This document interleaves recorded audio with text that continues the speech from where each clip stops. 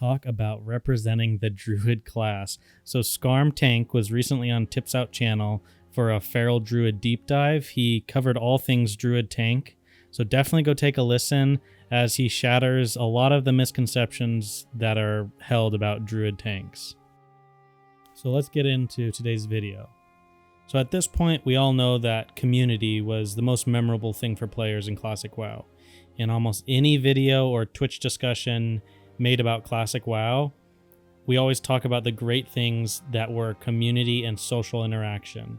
This is always discussed, so here, take a listen. And the thing I'm looking forward to the most in Blizzard's official Classic World of Warcraft servers is the community. Whenever I think back to vanilla, the first thing that always comes to my mind is the community and how strong it was. Vanilla WoW was very social. Remember what we did back then when we got stuck on something? We went on a general chat, typed and asked for help for these things, and then 1 out of 3 people might actually help you. People back then were more memorable. Sometimes when leveling, you'll see the same guy multiple times on your faction or maybe the enemy faction. And you're like, hey, it's that guy again. I could do Scarlet Monastery at level 30, and I remember, you group up with a guy named Jimmy, and you're like, damn, Jimmy was pretty good. He was a pretty good tank. And then you're running Maridon later when you're hit level like 49, you're going to do some Maridon, you're like, oh dude, it's Jimmy again. Hey, how's it going? And then, you make a friend. I can't wait to meet all the people on my future server on my faction, group up with them, and meet some new friends. Number 2, the community. Did you know people used to actually know each other on their respective servers? So many things you did in-game required a group of people, and you couldn't always rely on your guild to run everything, so you had to pug things. And with there being no auto-group finders, people had to actually talk to each other and play nice. You would develop a rep on your server for being good at what you did, or bad. Being known can go both ways. You'd recognize people in trade chat, or notice people were running by them in major cities. Forcing people to interact with each other in order to do everything made the game's in-game community seem bigger. If social interaction is so important, and making lasting friends and enemies on your server is also important to most people, it's understandable why one of my most commonly requested videos is actually how do you make friends in Classic WoW. To start things off, I'm actually a fairly introverted person. One of the main reasons I actually enjoy playing Druid is that it's very independent in world PvP, so I can easily log on and have fun without really having to play with others. However, quickly into my time on Classic servers, I remember just how important the community aspect is. With that being said, let's get into how to make friends in Classic WoW. So, sort of tip number 1 is just let it happen. By this, I mean don't worry about it too much. I know a lot of players who are hyped for Classic, myself included, are preparing in many different ways, whether it's leveling routes, faction and race choices, class decisions, taking time off of work, and so many other minute details to get ahead and prepared that players have enough on their plate for the launch of Classic. So like I said, tip number 1, just let it happen naturally. Okay. So here's another number 5. Be that guy or girl. What I mean by that is role-playing games, you're filling a character role or archetype. I'm not saying that you need to go full RP realm and make a character backstory, but what you do need to understand is who you are and how you want to be seen. Memorable people stand out, whether you're a ninja looting scumbag, the kind mage who creates portals in Kargath, or the chat troll who always seems to be in general chat. All these people will be remembered, and all these people will be remembered in different ways. Classic WoW needs pieces of shit, and if you want to fill that role, go ahead. With that being said, I'll say that the majority of my friends list are people who stand out in different ways. I have my go-to enchanters, alchemists, and cooks, my favorite battleground leaders, quality tanks who are always around for dungeon runs, and of course all my friends who I play with and chat with on a regular basis. Plus, I even have trolls, throwers, and griefers.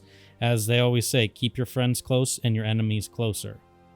So, that being said, number 5 is be that guy or girl. Stand out within the community, try to choose why you'd be on someone's friends list, and try to represent that throughout Classic. So, number 4, be a team player. This one is very important in both PvP and PvE group content.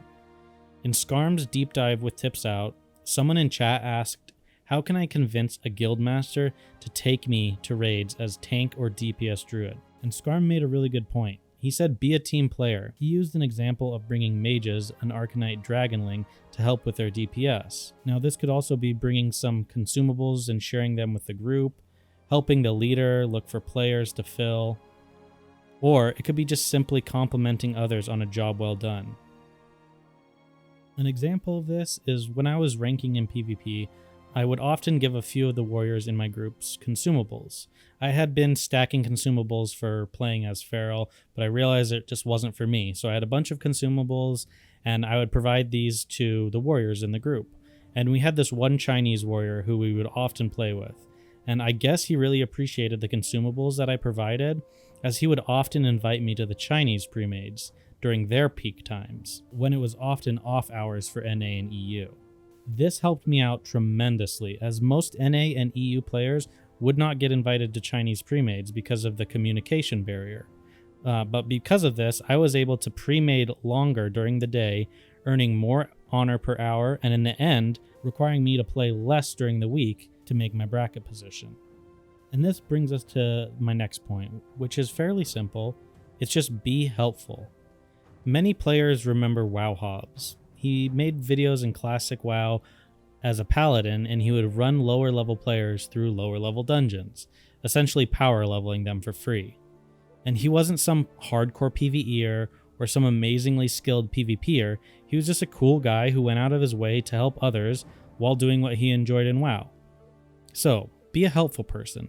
Everyone is willing to do a dungeon when they need a piece of their pre-bis list from it, but most people aren't willing to do that dungeon if they don't need anything. If you're always ready to help out, you will be remembered and often repaid later without even asking. Okay, so number 2 is kindness is key. We're all here to enjoy the best game ever created. Much of Classic WoW requires social interaction and group content. While skill and performance goes a long way, remember that kindness is huge when it comes to Classic WoW. I know we all say that the internet is so toxic because you can hide behind a username, and you can always create new profiles or delete previous messages.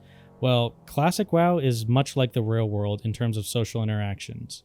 You will be remembered on how you treat players and who you are online. You can't change your name or hide behind a different identity, so wear your character's name and your guild tag with pride. Treat others respectfully and you will go far in Classic WoW.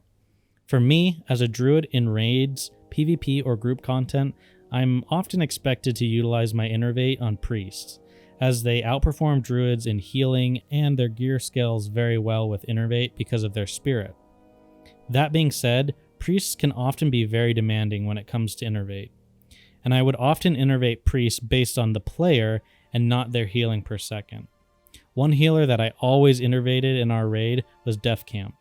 He was always super nice and helpful to myself and the guild. I gladly wasted my innervate on him every single boss fight, as he would never yell for innervates in Discord, and he was just such a kind and helpful player. Also, while playing in AV, I would often play with the same group. So, kind of got to know these players, and there was these two people named Poles and Tills. I would always innervate Tills because every single time she would whisper me after, saying thank you for the innervate. It's just small things like that in Classic that will be remembered. And because of that, I will always remember Camp and Tills. As Camp and Tills will be remembered, that's how I want to wrap things up. Number 1, be remembered. The easiest way to make friends in Classic is be memorable. At the end of a dungeon run, tell people to add you to their friends list. Buff people while out questing. Accept group invites or invite others to do quests. Compliment group or raid members on a job well done.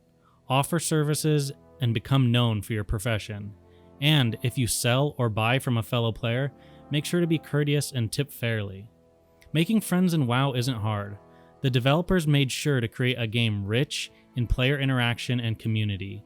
What is in your hands is what you type in chat, what you say in Discord, and who you choose to be when Classic launches.